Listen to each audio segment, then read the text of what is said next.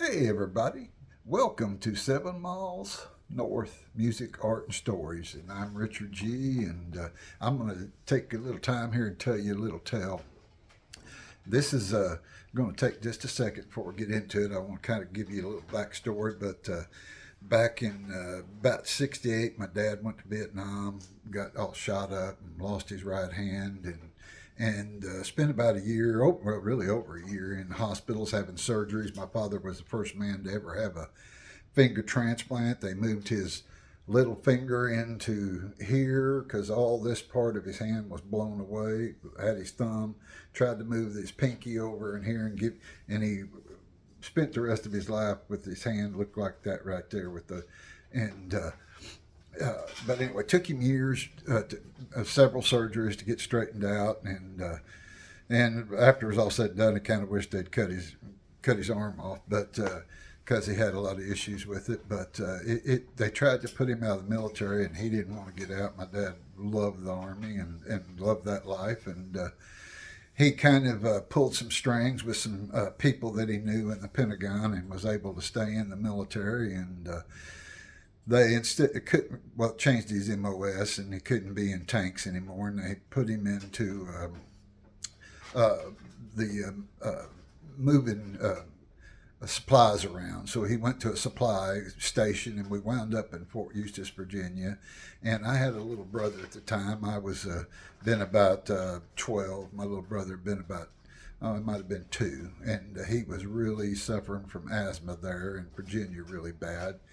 And my dad wound up and got another assignment, and we wound up in. He was moved to White Sands Missile Range in out by Las Cruces, New Mexico, and south of, I guess it'd be like kind of south of Alamogordo, and it's a large base in size, but a small base in people there. There weren't the vast numbers of people like Fort Knox, per se, Fort Hood, Fort Benning, of all the other forts, but this is smaller. But had Navy, Air Force, and Army, and all there, Marines, all on this base, and mostly dealing with, needless to say, missiles and firing of missiles, and they fired them out there all the time. So this is kind of they wound up in Las Cruces now. At the White Sands Missile Range. Now, I stayed in Hollis, Oklahoma for a while, and went to school. And then I'd come back on breaks and whatnot, and with my parents, I stayed with my grandmother. And I went to school in Hollis and played a little football there. And then I'd go out and summers and breaks and everything, and spend time in Las Cruces. And I wound up probably the first time I'd been there, and this has probably been about 71, somewhere in there, maybe getting close to 72. I wound up down at her bowling alley, and that's something that military bases have lots of. They love their bowling alleys on the bases.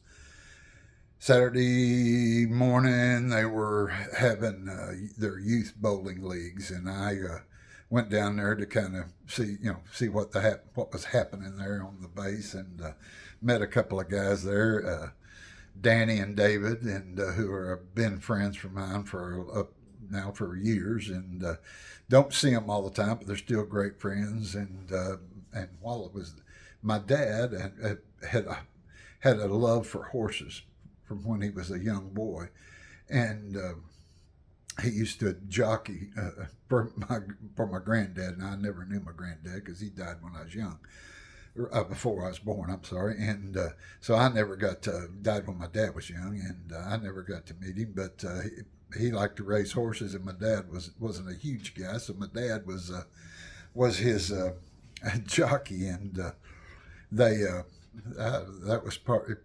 I guess that's where his love for horses started at. So my dad wound up there in Las Cruces, and they had stables on base, and where people could keep their horses. My dad bought him a horse, and then he wound up buying another one. But how that kind of had multiples, but started his love affair with horses. And I met another guy while I was down there who became another really really good friend, Bill, and I'm gonna use Bill's last name because Bill has passed away, and his name was Bill Cockdale. And just a true dear friend of mine passed away a couple of years back, and a good soul, good guy, and missed his presence in this world. Let's put it that way. But anyway,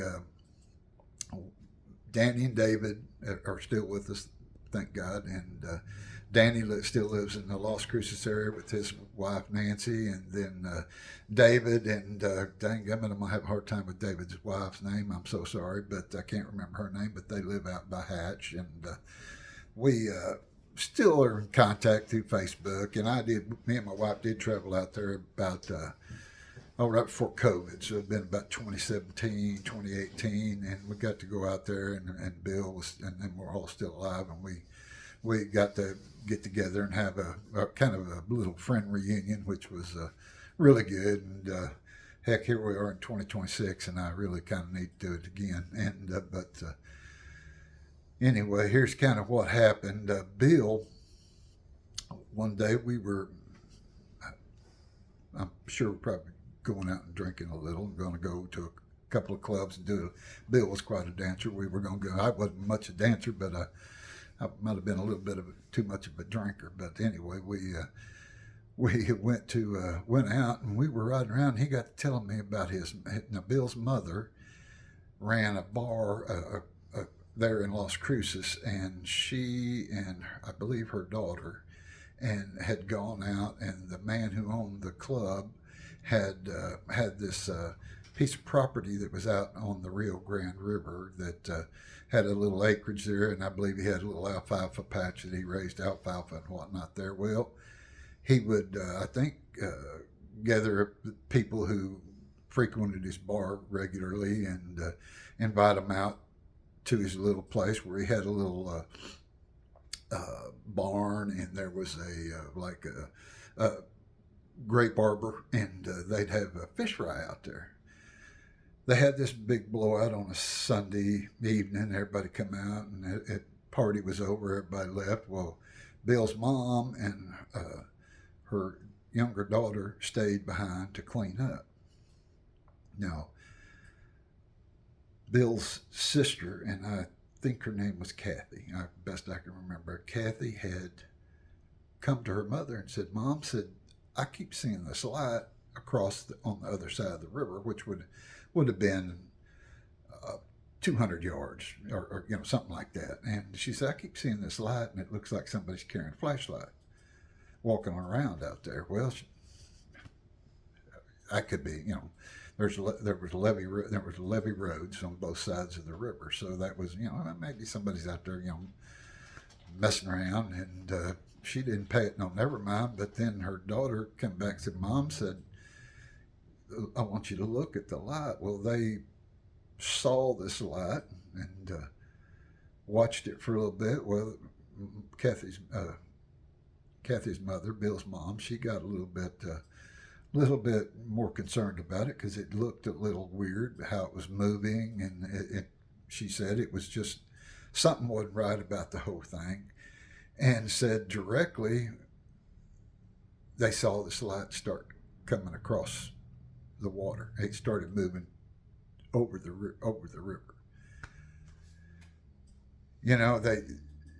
I can't remember exact size, but I don't know, beach balls in my mind. I don't know why, but I think that that was kind of what they were thinking, maybe a beach ball size with a really odd glow about it. It was not a flashlight kind of. It was more of a dull whitish light of some sort. Well, it kept coming, and finally Kathy's mother, Bill's mom, she panicked, and they ran, and they got in they had an old 70, well, it wasn't old at the time, it was fairly new, GTX, and 70 model, and she said before the time she hit the paved road, she said she was moving on. They left everything like it was, went back in the day, and they didn't know what they'd seen, but there was this light. So Bill's telling me this story. So, okay, and if you've been around, listened to any of my other stories, I kind of like the thrill of the chase and the thrill of being chased, and I enjoy them. A little bit of an adrenaline junkie. Well, really, I was a whole lot of one. So So I told Bill, man, we got to, I got to check into this. Well, then he starts telling me that, well, there's a legend down here about the lady on the river, and he told it to me as Witch Monica, and that this lady had went down there to have a rendezvous with the secret lover down on the river, and this would, I think, kind of how I was told the story, that this happened back in like early 1900s, and that she was down there meeting this man. She had two children, and this is how the story was told to me. She had two children, and the husband caught wind of what was going on, and he went down there and basically killed everybody. I mean, he killed the lover, his wife, and the children. Now, they never found, supposedly, they never found the kids. And the legend is the kids went into the Rio Grande and were washed away, and never found, and they were small children.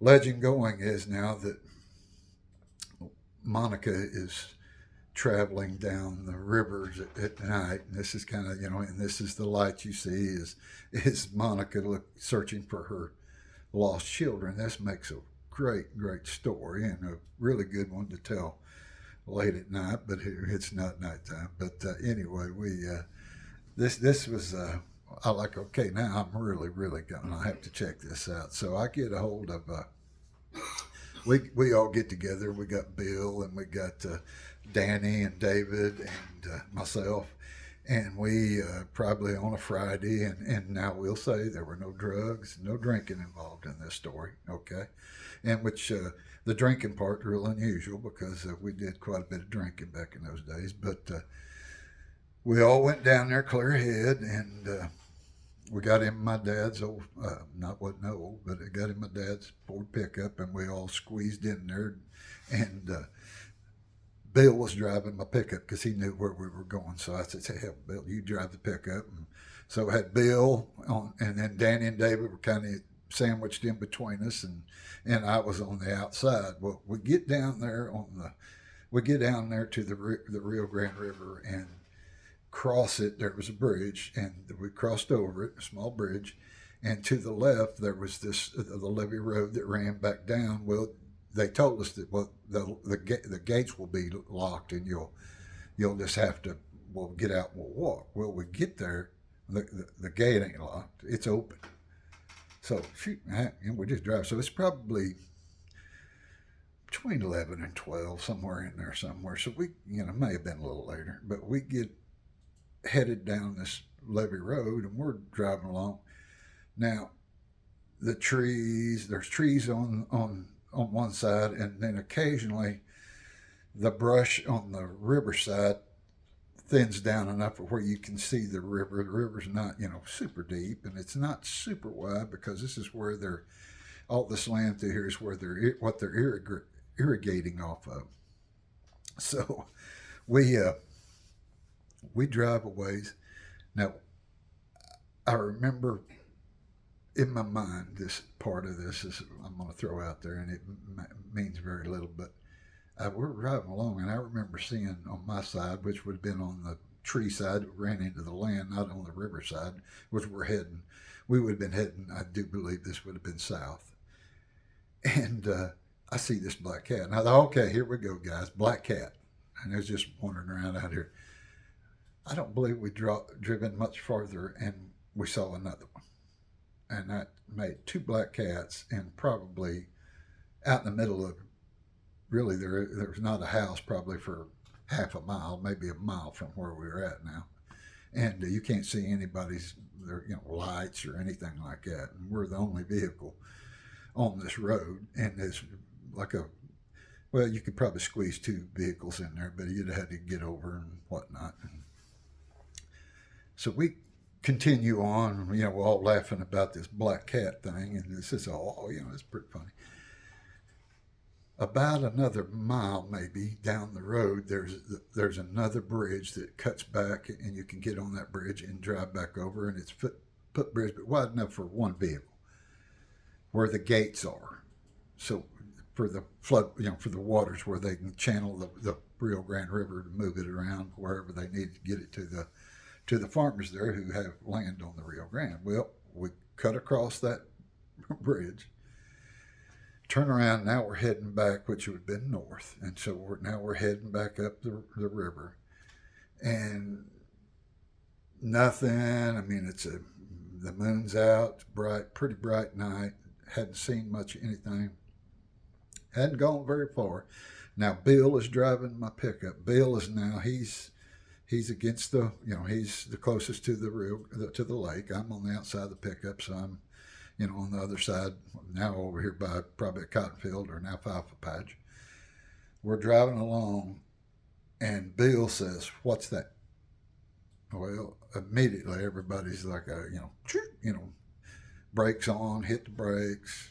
Remember him sticking it up in park, and we're all now turning and looking, and we all see this. Gonna try to. This is really hard to explain. We see this. I call it to me it was, and I don't. Everybody, I don't know how they all really, really, truly saw it, and we talked about it, but it just gets real confusing. But there was a mass, and it looked like it was twisting and turning on inside of this sort of spear, but it had more of a kind of a cone shape. It was really, really, really freaky, and I do remember panic did kind of set in. I mean, it was. I mean, to this day, I can't.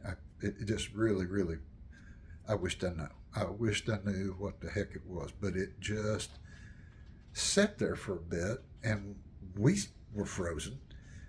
But the thing started moving again, and we started. I believe Bill had moved forward a little bit, and then he stopped again, and the thing stopped, and then it looked like it kind of might have been coming closer to the edge of the water, and I felt like I'd been kind of in kind of a little bit of a fog and a trance, and I remember like, Bill, if you don't start going and get going, man, I'm gonna knock the what out of you. I mean, I was, I didn't want to be here anymore. I'll straight up tell you. I mean, I was a big old boy and I was a big old stout son of a gun, but I had no, I did not want to be here anymore. This was all going wrong because supposedly, what would supposedly happen was this thing would come for you, and that this was going to be your you were going to wind up in the river somehow, drowned, and this is supposedly how this all would go down. Well, I didn't want to have to fight off no being of some sort, and I didn't know what it was, and we got out of there. Cannot explain to you how this glow radiated. I mean, it was just confusing is what it was. I mean, it was totally confusing, and I've thought about it, told this story I do not know how many times. There were four of us in that vehicle. We all saw it. It wasn't, one guy saw it. Hey, did y'all see that? No. We all saw it. We all were struck. I mean, you go looking for something, and then when you find it, it can be a little more than you got a little more than what you wish for, and nothing happened to us. We got out of there, but I tell you what, it changed how I feel. It changed how I feel about when I hear somebody telling a story, and you can see it in their face and their eyes, and you know that they saw something, and they may not know what it was, but you need to hear what people tell you when they tell you a story, because I know what I saw, and it wasn't somebody with a flashlight. It wasn't a vehicle. I mean, we could see if there had been another vehicle. We could have seen if there had been a person. All we saw was this deadgum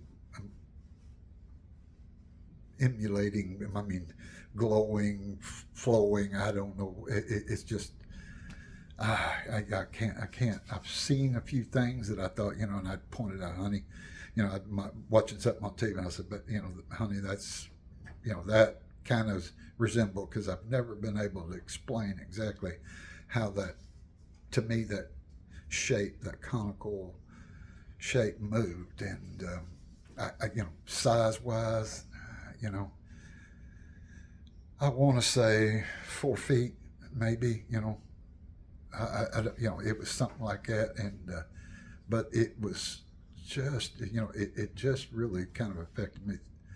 Not affected me in a bad way, but I just, like I said, I became more of a, there's more to out there than what we all know. And I'd seen some lights, in a UAP, and I talked about it in another story. And seen shadows in a tower that I couldn't explain that when I was little. This was a whole nother story. I mean, this really kind of changed how I feel. Like I said, I listen when people tell stories, and there's some truth in nearly everything anybody's story anybody's going to tell you. But I'm telling you right now, we saw something that night. None of us know what. And David's, again, when we were together, David's wife. Dang, I wished I could think of her name. I'm so sorry, but she made the comment while we were having lunch that said, "Well, I know these guys saw something. What they saw, I don't know." And that's really kind of exact truth. But after we had lunch that day, shortly after that, we all got together, and Danny and Bill and myself and David. Now, David, he didn't really want to go. He said he does not want to be on the river anymore. He said he didn't care to be anywhere down there. There was nothing there he needed to see ever again. So he didn't go. And but we drove down there, and it's just like any other time I went down there during the daytime and messed around in the water down there. It's nothing. But I'm telling you, at night that whole dadgum place changes, and I'm going to have another story later on about kind of the weirdness of that. But I kind of think that Mexico, being the land of enchantment, there's some really different things that go on there. And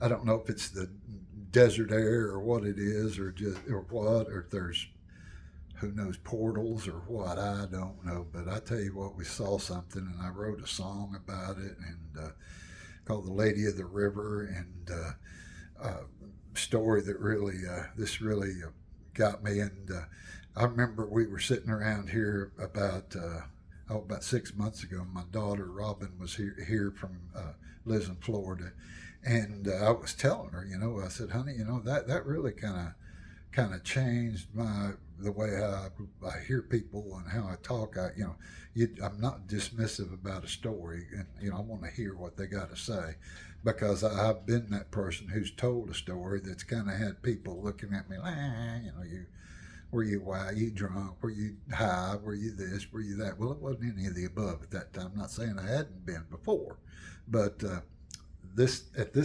time was not. We were like I said, none of us hadn't. I know we did later that evening, because I needed a drink after what we saw. But my daughter even she wrote this song, and I want you to listen to the words of it, Dad. And basically, she was telling, I was telling her how it kind of, it always been in the back of my mind. So, what did I see? What was it? It's always the what was it? I would have really have liked to know. I really would. I don't think there was nothing evil there. I really don't. But I do believe that there was an energy that maybe we manifested. I don't know if we did, but there was an energy, a definite energy, something moving, and it moved on the opposite side of the river. And we're talking about no more than 100 yards from us, and it was a moonlit night. We could have seen a vehicle. We would have seen somebody, because it got right out in the open. I mean, I got nothing. I can't come up, and that's basically where we are on that. I can't, for the life of me, figure out what we saw, and never saw that light again. Never saw anything quite like that. But I tell you, it really really kind of well, not really kind of it shook us, really shook us. And you know, is there a legend there? I don't know. I know that when we went back, when we were there in 2018, like I said, we had our little gathering. When we went down to the river, there was this